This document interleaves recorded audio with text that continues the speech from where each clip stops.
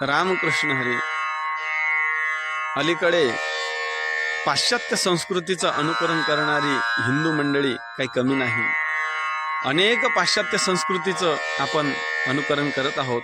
त्याच्यामध्ये आपला अनेक प्रकारानं ऱ्हासही होत आहे. उदाहरणाचं दाखलच द्यायचं झालं तर ज्ञानेश्वर महाराज फार सुंदर म्हणतात. ज्ञानेश्वर महाराज म्हणतात, अलीकडे जी हिंदू बांधव मंडळी आमची वाढदिवस वगैरे साजरे करतात त्याला अभिष्ट चिंतन सोहळा म्हणतात.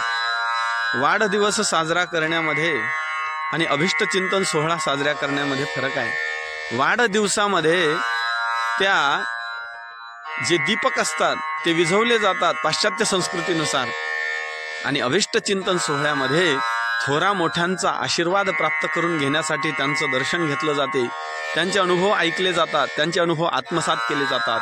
ज्ञानेश्वर महाराज म्हणतात, पाश्चात्य संस्कृतीनुसार आपण वाढदिवस साजरा करू नये. का तर पाश्चात्य संस्कृतीनुसार वाढदिवस साजरा करसाल तर त्यांची ही धारणा आहे. ज्ञानेश्वर महाराज म्हणतात, बाढ जव जव बढिया वाढे, तव तव भोजे नास्ती कोडे, आयुष्य निमाले अंतुलीकडे ग्लानीची नाही.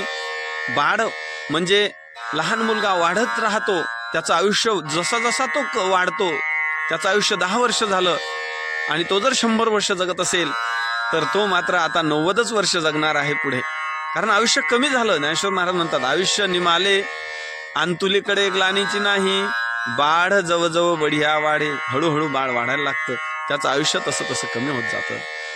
म्हणून ज्ञानेश्वर महाराज म्हणतात, अनेक ध्येय प्राप्तीसाठी या जीवनामध्ये अनेक संध्या आपल्याला येतात. तर अशा पाश्चात्य संस्कृतीमध्ये त्याचं अनुकरण करून आपला वेळ खर्च करू नका. साधू संतांच्या विचारानं राहा. जीवनामध्ये अशी उंची गाठा की ती उंची गाठल्यानंतर लोकांनी त्याचा हेवा केला पाहिजे. रामकृष्ण हरी.